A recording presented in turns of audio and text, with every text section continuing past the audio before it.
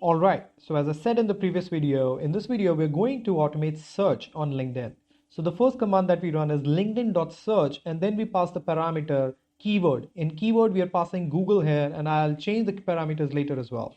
So we'll press Shift Enter, and we see here what happens. So it refreshes the URL first, it goes to the feed URL first, then it should click on the search bar, and then it should enter the search term, Google. All right, now we can change the search term here to anything.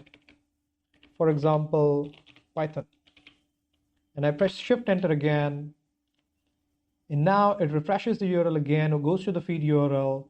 Then it should click on the search bar again and then type Python.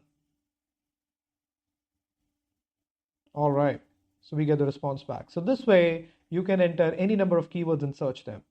The next command that we are going to see in this video is search people, search_people. Here also the parameter passed is keyword. And here we are passing the parameter as value as HR. So we are looking for HR people. So I press Shift Enter to execute this command. And now it should go to the feed URL again. Then it should click on the search bar. It should type HR now. And then it should apply the people filter. We can see people on the left corner. So it clicked on the people here, you can see there, and now we are only seeing people who have HR in the search term. All right, now let's just say that we want to get the data of all these people, the people results that we are seeing. We want to scrape this information. How do we do that? So this is the next command that we use is linkedin.people_results. I press Shift Enter to execute. And now it is actually fetching the data, it's understanding the data, and we'll wait. So it has fetched the profile links. You can see Ramya Naik, Sandeep Walia, and so till Dinesh Chauhan.